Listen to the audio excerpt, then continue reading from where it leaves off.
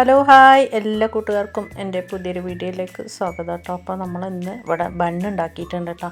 അപ്പോൾ നമ്മൾ വീട്ടിലുള്ള സാധനം മാത്രം വെച്ചിട്ടാണ് കേട്ടോ ഉണ്ടാക്കിയത്. വേറെ ഒരു സാധനങ്ങളും പ്രത്യേകിച്ച് എടുത്തിട്ടൊന്നുമില്ല കേട്ടോ. അപ്പോൾ അതെങ്ങനെ ഉണ്ടാക്കുന്നതെന്ന് നമുക്കൊന്ന് നോക്കിയിട്ട് വരാം.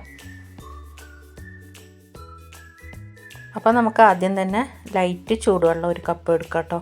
അധികം ചൂടും വേണ്ട എന്നാൽ തണുപ്പും വേണ്ട, പാകത്തിന് എടുക്കണം കേട്ടോ. അപ്പോൾ നമുക്ക് ഒരു സ്പൂണ് ഈസ്റ്റ് ഇതിലേക്ക് ഇട്ട് കൊടുക്കാം. അപ്പോൾ അതേ സ്പൂണിൻ്റെ അളവിൽ തന്നെ നമുക്ക് 4 സ്പൂണ് പഞ്ചസാരയും കൂടെ ഇതിലേക്ക് ഇട്ട് കൊടുക്കുന്നുണ്ട് കേട്ടോ.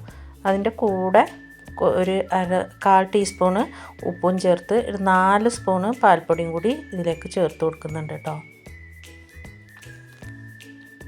അപ്പോൾ പാൽപ്പൊടി ചേർത്തതിന് ശേഷം നമുക്ക് നല്ലവണ്ണം ഒന്ന് ഇളക്കി യോജിപ്പിച്ച് കൊടുക്കണം കേട്ടോ. ഈസ്റ്റും പാൽപ്പൊടിയൊക്കെ പാൽപ്പൊടി കെട്ടാതെ നല്ലൊന്ന് ഇളക്കി കൊടുക്കണം.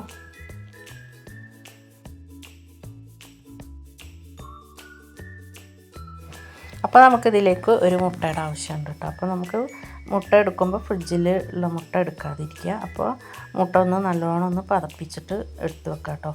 പിന്നെ നമുക്ക് ഇതിലേക്ക് 2 കപ്പ് മാവാണ് ഞാൻ ആദ്യം എടുത്തത് കേട്ടോ.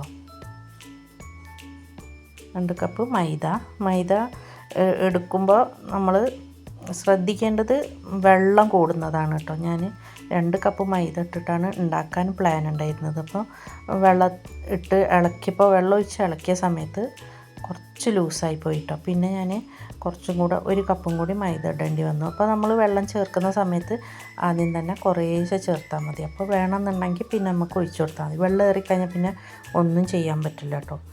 അപ്പോൾ അങ്ങനെ മാവ് നല്ലൊന്ന് കുഴച്ചെടുത്തിട്ടുണ്ട്. അപ്പോൾ ഇതിലേക്ക് നമുക്ക് ബട്ടർ ഉണ്ടെങ്കിൽ ബട്ടർ ചേർക്കാം കേട്ടോ. അപ്പം എൻ്റെ അടുത്ത് ബട്ടറൊന്നും ഉണ്ടായിട്ടുണ്ടായിരുന്നില്ല. അപ്പോൾ ഞാൻ കുറച്ച് ഓയിലാണ് ചേർത്ത് കൊടുത്തത്.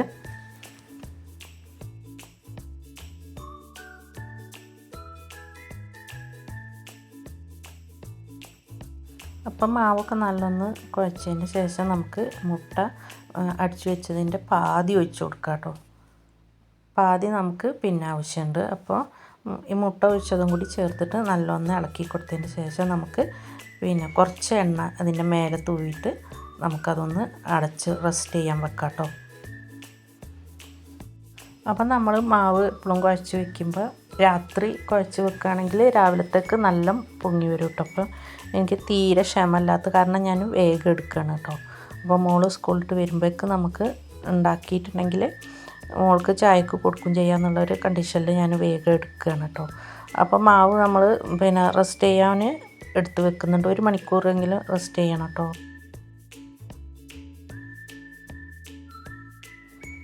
അപ്പോൾ നമ്മളെ മാവ് പിന്നെ എടുത്ത് വെച്ചിട്ട് ഇപ്പോൾ 1.5 മണിക്കൂറോളമായിട്ടുണ്ട് കേട്ടോ. അപ്പോൾ മാവ് ഇപ്പോൾ അത്യാവശ്യം പൊങ്ങിയൊക്കെ വന്നിട്ടുണ്ട്. അപ്പോൾ നമുക്കിതൊന്ന് എടുത്തിട്ട് നല്ലോണം ഒന്ന് കുഴച്ച് കൊടുക്കാം കേട്ടോ. അപ്പോൾ അതിൽ എയർ ബബിൾസൊക്കെ ഉണ്ടെങ്കിൽ ഒന്ന് പോകാൻ വേണ്ടിയിട്ടാണ് കേട്ടോ നമ്മളിപ്പോൾ ഒന്ന് കുഴച്ച് കൊടുക്കുന്നത്.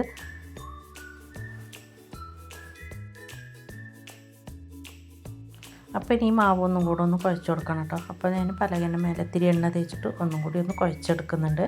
അപ്പോൾ നമുക്ക് നീളത്തിലൊന്ന് പരത്തിയെടുക്കാം കേട്ടോ. എന്നിട്ട് പൊറോട്ടക്ക് മാവ് നമ്മൾ വെട്ടിയെടുക്കുന്ന പോലെ പീസാക്കിയിട്ട് വെട്ടിയെടുക്കണം. എന്നിട്ട് മാവ് നല്ലൊന്ന് ഉരുട്ടിയെടുക്കണേ. അപ്പോൾ നമുക്ക് ഒരു 6 ബണ്ണിനുള്ള മാവുണ്ടായിരുന്നു കേട്ടോ. അപ്പോൾ ഞാൻ നല്ലൊന്ന് ഉരുട്ടിയെടുത്തിട്ടുണ്ട്. അപ്പോൾ ബട്ടർ പേപ്പർ ഇല്ലാത്തതുകൊണ്ട് നമ്മൾ നോട്ട്ബുക്കിൻ്റെ എഴുതാത്ത പേജ് നോക്കിയിട്ട് എടുത്തതാണ് കേട്ടോ. അപ്പോൾ അത് പാത്രത്തിൽ കുറച്ച് ഓയിലൊക്കെ ഒഴിച്ചിട്ട് അങ്ങനെ പേപ്പർ വെച്ചിട്ടുണ്ട്.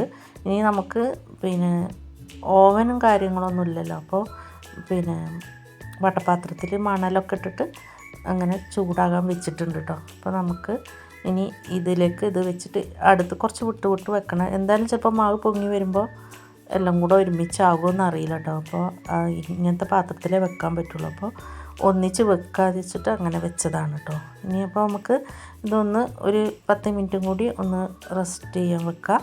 കഴിഞ്ഞതിന് ശേഷം നമുക്ക് പാത്രത്തിലേക്ക് വെച്ച് കൊടുക്കാം കേട്ടോ.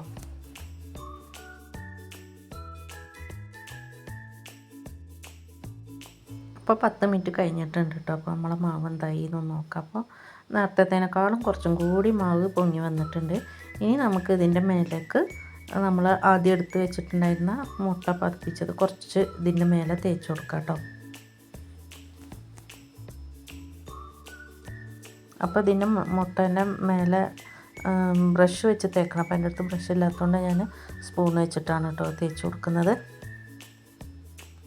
അപ്പോൾ നമ്മുടെ പാത്രമൊക്കെ നല്ല ചൂടായി കിടക്കുന്നുണ്ട് കേട്ടോ. അപ്പോൾ നമുക്ക് അതിലേക്ക് ഇറക്കി വെച്ച് കൊടുക്കാം.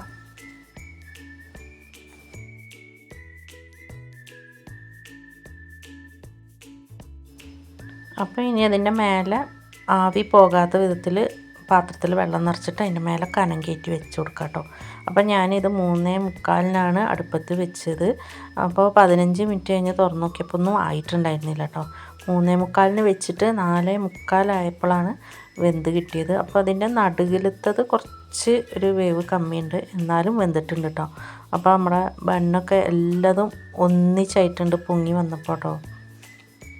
അപ്പോൾ അത് എടുത്തതിൻ്റെ ശേഷം ഞാൻ അതിൻ്റെ മേലെ പിന്നെ ബട്ടറാണ് തേച്ച് കൊടുക്കേണ്ടത്. അപ്പോൾ ബട്ടർ ഇല്ലാത്തതുകൊണ്ട് കുറച്ച് സൺഫ്ലവർ ഓയിലാണ് ഒഴിച്ച് തേച്ച് കൊടുക്കുന്നത് കേട്ടോ. അപ്പോൾ നമ്മുടെ ബന്നൊക്കെ ചൂടാറിയിട്ടുണ്ട് കേട്ടോ. അപ്പോൾ നമുക്ക് ഓരോന്നായിട്ട് എടുത്തു നോക്കാം. അടിയിൽ കുറച്ചൊരു ഇതായിട്ട് കറുകി പോയിട്ടുണ്ട്, വേറെ പ്രശ്നമൊന്നുമില്ല. അപ്പോൾ എല്ലാം നല്ല സോഫ്റ്റും കാര്യങ്ങളൊക്കെ ഉണ്ട് കേട്ടോ. മാവ് ഒന്നിച്ച് ഇങ്ങനെ പൊങ്ങി വന്നപ്പോൾ ഒട്ടിപ്പോയി എന്നുള്ളൂ. മാവ് നന്നായി പൊന്തിയിട്ടൊക്കെ ഉണ്ട് കേട്ടോ. നല്ല സോഫ്റ്റും കാര്യങ്ങളൊക്കെ ഉണ്ട്. അപ്പോൾ ബണ്ണ് നമുക്കും വീട്ടിലുണ്ടാക്കാം കേട്ടോ. അപ്പോൾ ഇതിന് ആവശ്യമുള്ള സാധനങ്ങൾ പറഞ്ഞാൽ ബട്ടർ വേണം, പിന്നെ വന്നിട്ട് വെള്ള എള്ളൊക്കെ ആവശ്യമുണ്ട് കേട്ടോ. അപ്പോൾ അതൊന്നും ഉണ്ടായിരുന്നില്ല. അപ്പോൾ ഞാനൊന്ന് പെട്ടെന്നൊന്ന് ഉണ്ടാക്കി നോക്കിയതാണ്.